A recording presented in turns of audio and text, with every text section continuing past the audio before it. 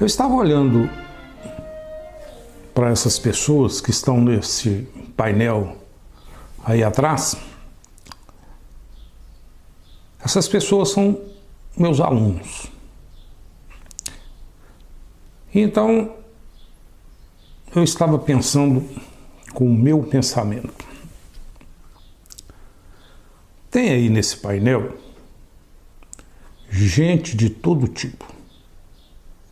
Homem e mulher, estudioso e malandro, rico, pobre, alto, pequeno, inteligente e não tão inteligente, negro, branco, nervoso, calmo.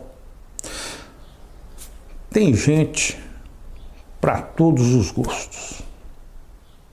Engraçado isso, não? Olhar para o painel de fotos e pensar com o meu pensamento. O meu pensamento. Olha só o pronome meu.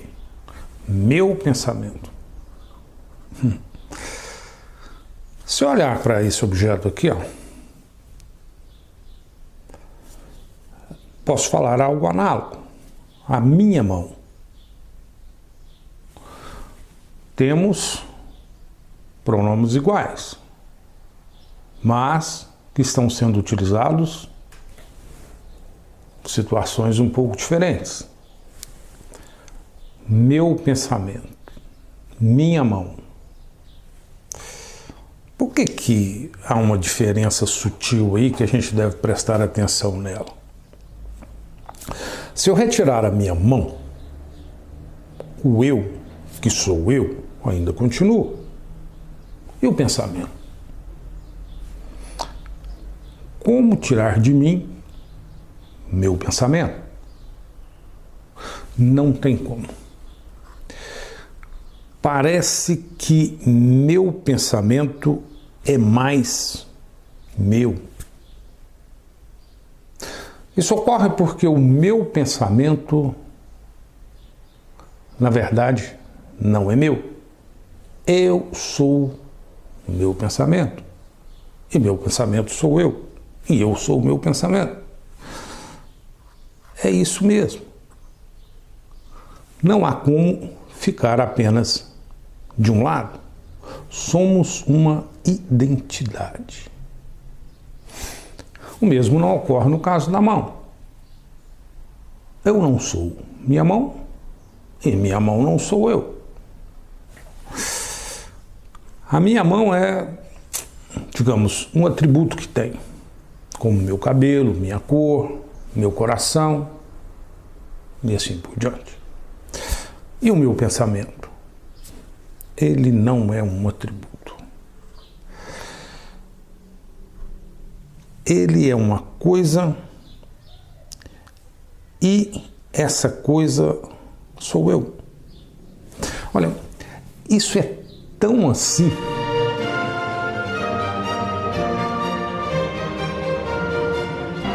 penso, logo existo.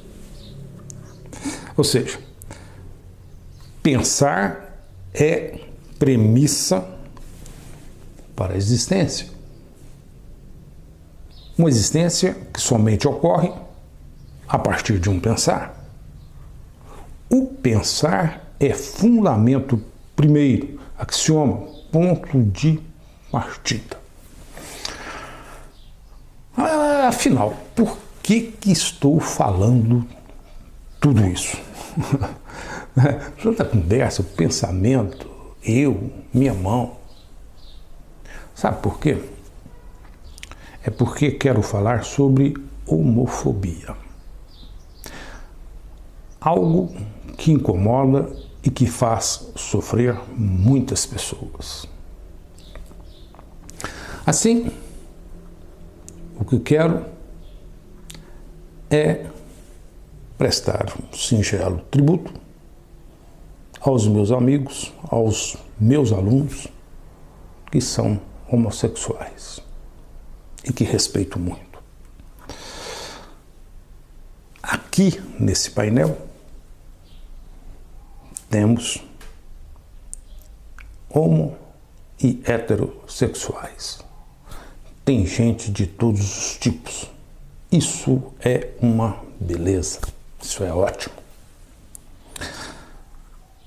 Mas vamos falar sobre homofobia no contexto da argumentação lógica. Vamos analisar argumentos. E para começar, considere inicialmente um argumento usual de alguém que discrimina homossexuais. Ou seja, vamos considerar inicialmente um argumento homofóbico. Veja, apresentamos nessa folha argumentos homofóbicos. Imagina a seguinte situação: Zé não é homo e Juca é homossexual. Conforme o argumento homofóbico, dadas tais premissas, conclui-se que Zé é superior ao Juca.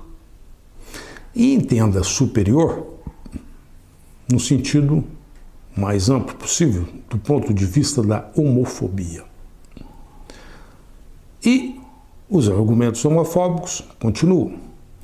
Dado que Zé é superior ao Juca, conclui-se que Zé pode discriminar Juca.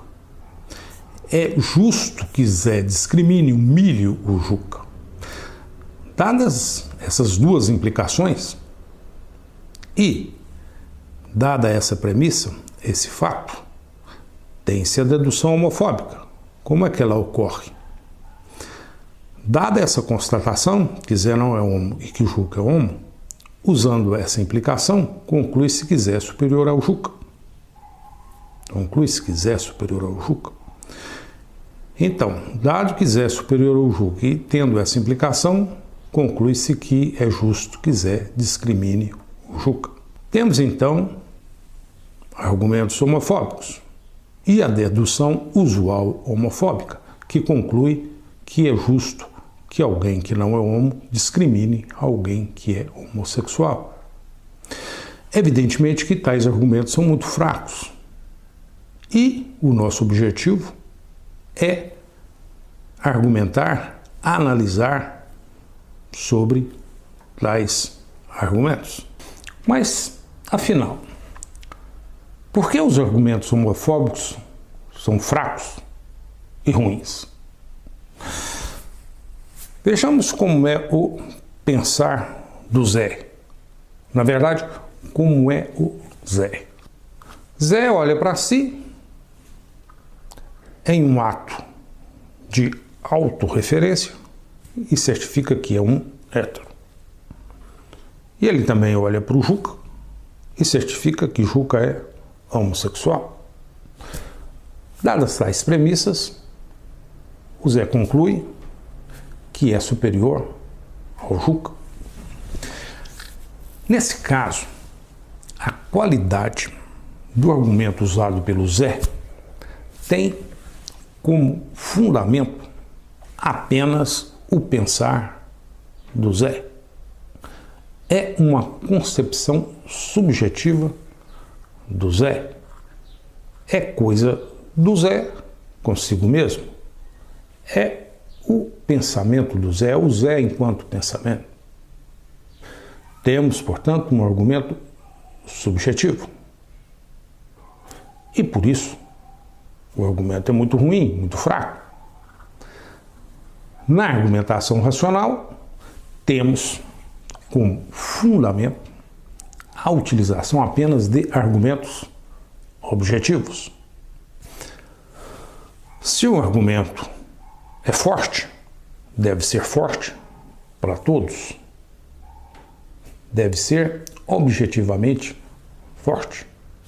E no caso do argumento do Zé, como ele é subjetivo, talvez ele seja forte apenas para o Zé. Conclusão.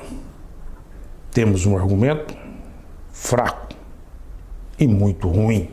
O argumento do Zé é subjetivo. Por quê?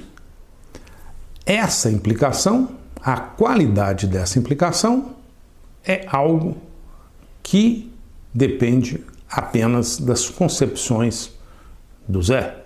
O Juca poderia combater esse argumento formulando um outro. Nesses moldes, dadas tais premissas, o Juca conclui que Zé e Juca, que entre eles não há relação de superioridade. Olha, mas se o Juca pensa nesses moldes, da mesma maneira que esse argumento é subjetivo, esse também é subjetivo. Da mesma maneira que o Juca diz que o argumento do Zé é subjetivo, o Zé pode dizer que o argumento do Juca também é subjetivo. A conclusão de que não há relação de superioridade a partir dessas premissas, do ponto de vista da razão, se aqui essa dedução tem cunho subjetivo, aqui também tem um cunho subjetivo. Ou seja, para contra-argumentar esse argumento, são necessárias reparações a esse argumento.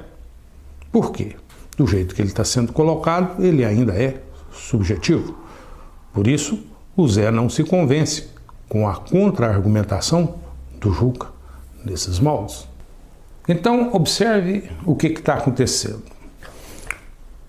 O Zé coloca um argumento subjetivo.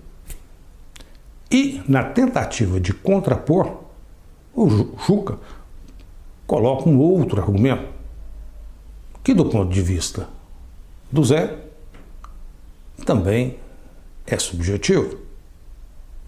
Puxa, mas do jeito que o Juca colocou o seu argumento, ele é realmente subjetivo. É algo que é uma conclusão apenas do Juca. Esses argumentos me fazem lembrar uma história. Um homem chegou frente a uma mulher e, com a sua homem-visão, disse o seguinte: mulher, vejo sua face, algo que você não vê. Ou seja, vejo em você muito que você não é capaz de ver. Portanto, sou superior a você. A mulher pensou e disse: eu, com minha mulher-visão, vejo sua face. Uma face que vejo e que você não vê. Também vejo em você o que você não é capaz de ver. Logo, sou superior a você. O homem pensou a respeito da conversa da mulher e continuou: isso não interessa, mulher. Como já lhe tinha dito, sou superior a você. Então, a questão é a seguinte: aí, dada aquela conversa, por um instante a mulher olhou para o homem, ficou desanimada e foi embora. Afinal, por que a mulher foi embora? Podemos ter várias razões. Pense sobre elas. Uma dessas razões poderia ser a seguinte: que a mulher ficou desanimada de argumentar com o homem. Pois, como sabemos, argumentar deve ocorrer em bases racionais. E, como princípios de uma discussão racional, as pessoas devem ser capazes de raciocinar bem e estarem dispostas a fazê-lo. E, é claro, também devem ser sinceras, não deve haver mentira. E nesse contexto da mulher com o homem, certamente um homem não estava disposto a raciocinar bem.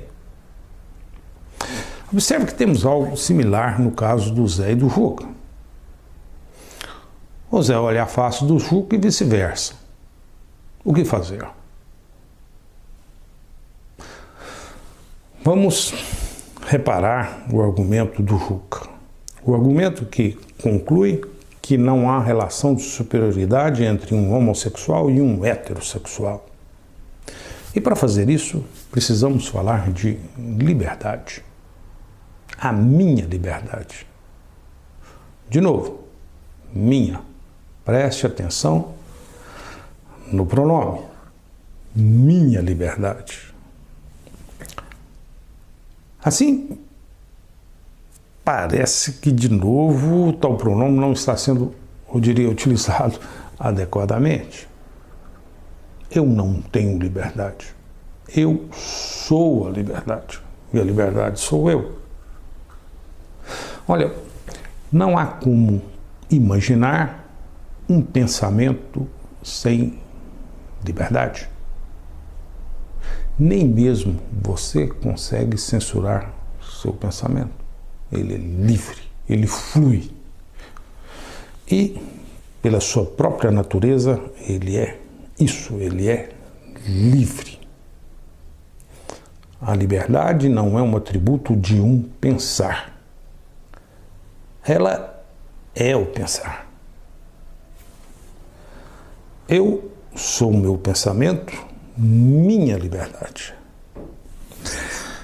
Não há como pensar em mim sem pensamento que pensa livremente. Jean-Paul Sartre disse algo a esse respeito. Sartre disse o seguinte: somos escravos da nossa liberdade. Ou seja, não há como não sermos livres. Somos liberdade. E a liberdade é o que somos. Isso significa, eu diria, fundamentalmente, que somos a liberdade das nossas escolhas. E agora, como ficam o Zé e o Juca? Cada um é a sua liberdade. O Zé tem a liberdade de formular seus argumentos e o Juca também tem essa liberdade. Não há como tirar tal liberdade das pessoas, pois elas são a si mesmas. Vamos adicionar essa premissa ao argumento do Juca. O argumento do Juca. Inicialmente, dadas essas premissas, Juca concluiu que não há relação de superioridade entre Zé e Juca. Vamos adicionar aqui mais uma premissa: a liberdade.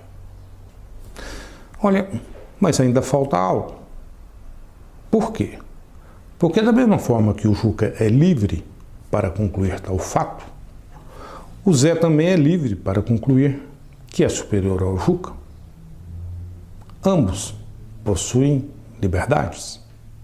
Ou melhor, ambos são liberdade. Interessante, né? O Zé é livre para concluir que é superior ao Juca. Temos ainda que reparar o argumento do Juca.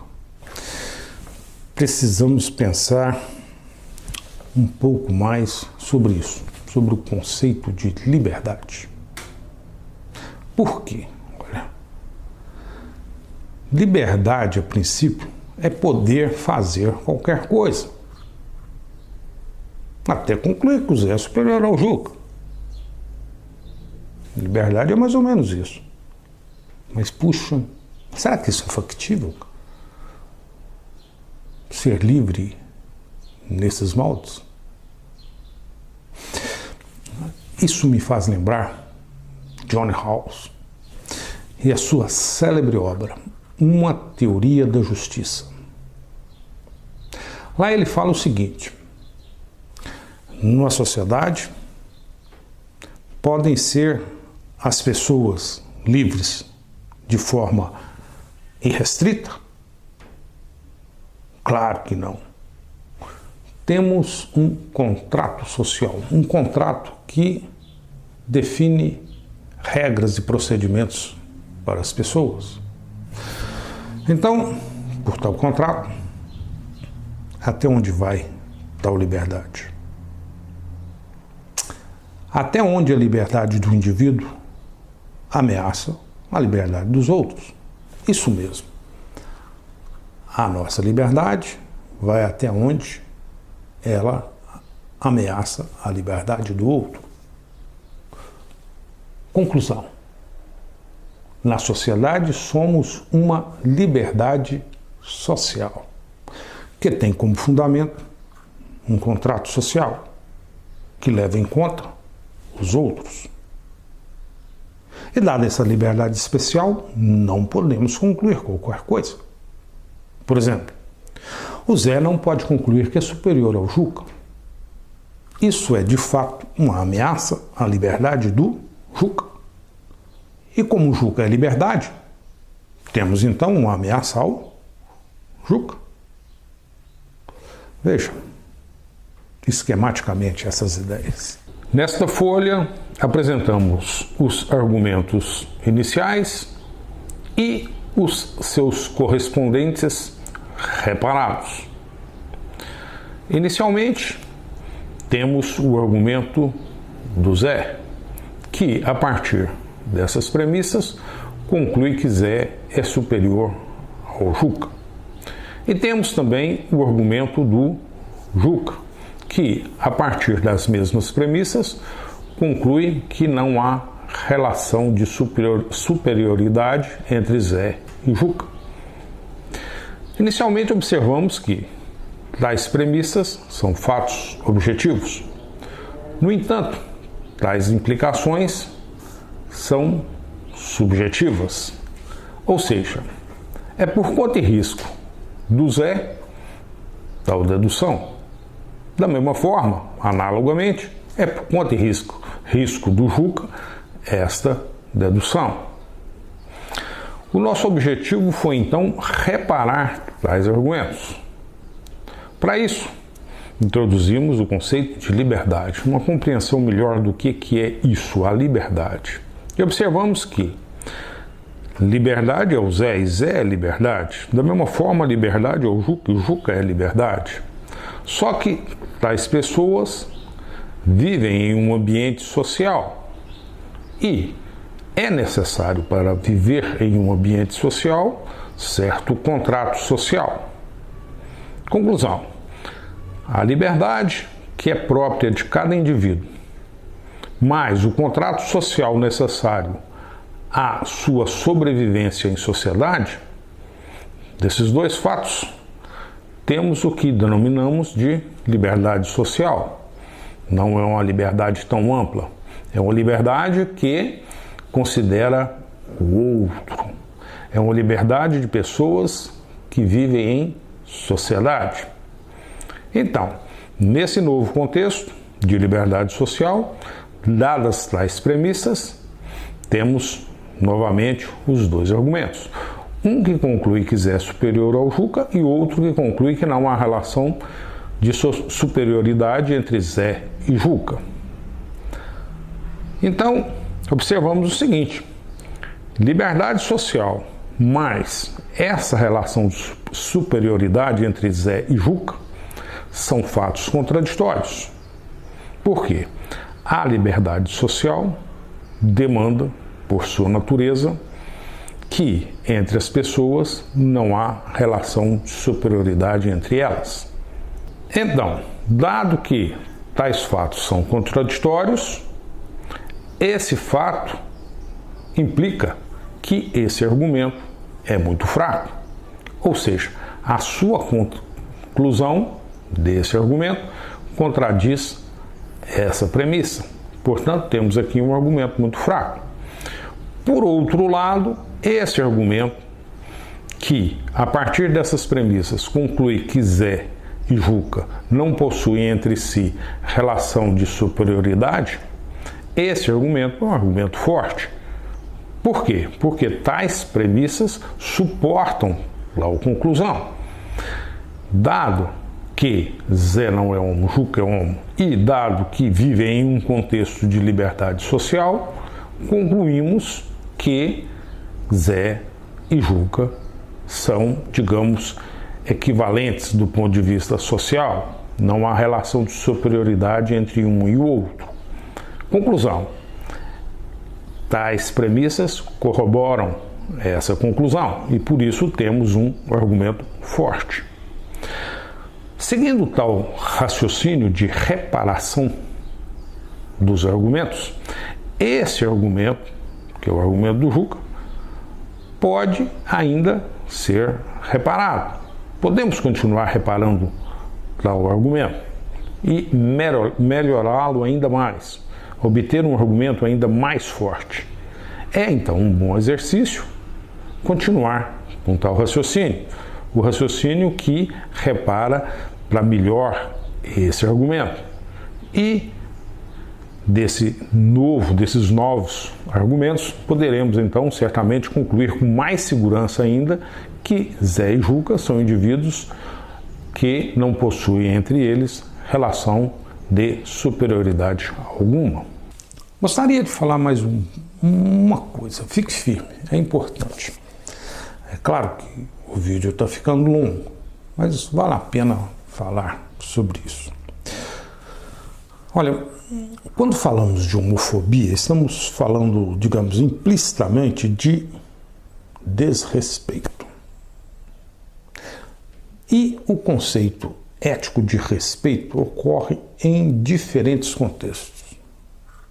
Por exemplo, falamos de respeito também quando falamos de racismo, ecologia, respeito aos animais e assim por diante. Isso ocorre porque a argumentação contra o racismo ou contra a homofobia considera implicações análogas. Assim, argumentar contra o racismo e a homofobia, eu diria, tem as suas equivalências. Veja, apresentamos nessa folha como se relacionam o argumento racista e o argumento homofóbico. Como vimos, o argumento homofóbico se apresenta nesses moldes. A não é homo e B é homo. Isso implica que A é superior a B. E se A é superior a B, isso implica que A pode discriminar B. Temos aqui implicações homofóbicas. O argumento racista é muito análogo. Se a raça A é superior à raça B, disso conclui-se que é justo que a raça A discrimine B, que coloque B para trabalhar em seu benefício. Essa é a implicação racista. Observe que há uma analogia muito clara entre tais argumentos. E, evidentemente, que todos esses argumentos são muito fracos. Então, dessa discussão, surge uma pergunta interessante. É consistente, coerente, a posição racista com a posição de defesa dos homossexuais? Ou, por outro lado, é consistente, coerente a posição homofóbica com a posição antirracista? Olha, parece que nos dois casos, os antirracistas e os homossexuais devem combater o mesmo tipo de implicação. Ou seja, do ponto de vista da razão, eu diria que tais pessoas devem ficar do mesmo lado. Não há coerência se não estiverem do mesmo lado. Veja, posições não coerentes. Considere a seguinte situação. Alguém que não é homofóbico, mas é racista. A posição não homofóbica defende o respeito aos homossexuais. Por outro lado, a posição racista aceita a implicação racista, aceita o não respeito. Conclusão: se por esse lado há uma defesa do respeito, deste lado há uma aceitação do não respeito. Então, o indivíduo não homofóbico racista, ele não é coerente. Considere agora a posição não racista e homofóbica ao mesmo tempo. Deste lado, se a posição não racista, é uma posição que defende respeito. Deste lado, se é homofóbico, ela aceita a implicação homofóbica, ou seja, aceita o não respeito. Novamente, posições não coerentes. Da mesma maneira, como o não homofóbico e o não racista, que defende o respeito também o ecologista, aquele que preza pelos idosos, pelas crianças e pelos animais. Estão todos do mesmo lado. Portanto, no final, o que conta mesmo é o respeito. O respeito às pessoas, aos animais e a toda a natureza. E para ter respeito, meu amigo, é necessária boa dose de humildade. E a humildade parece certamente quando entendemos que somos bem menos do que imaginamos ser.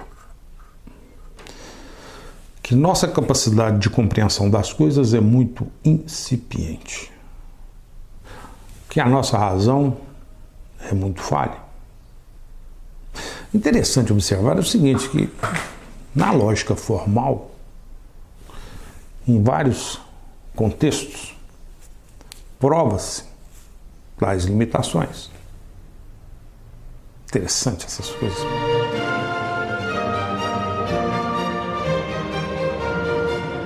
Olha, para terminar, em relação à homofobia, gostaria de dizer o seguinte: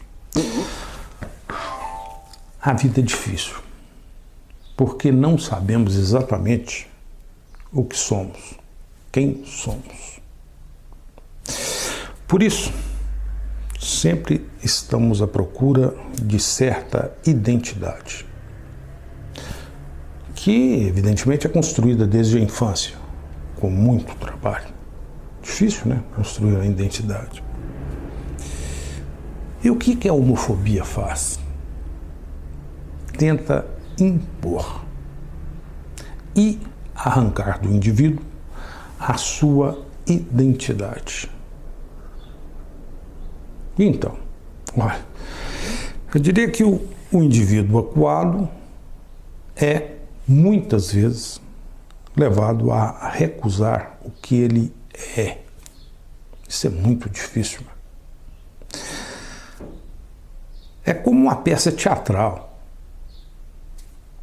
Ele deve aceitar o papel imposto que os outros dizem que ele deve ser.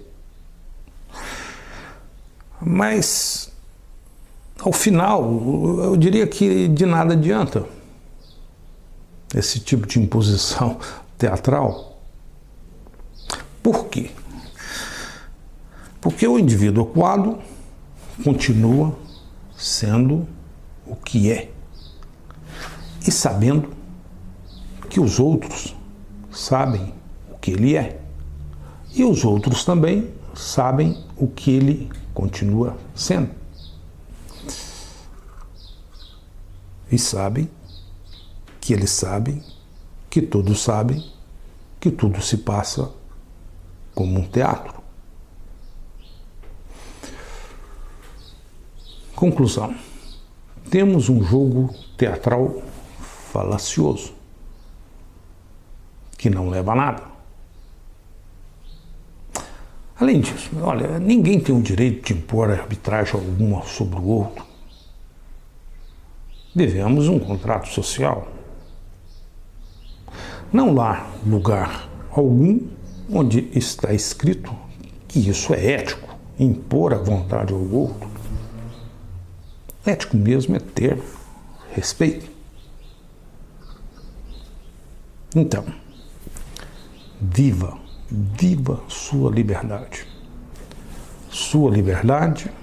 social.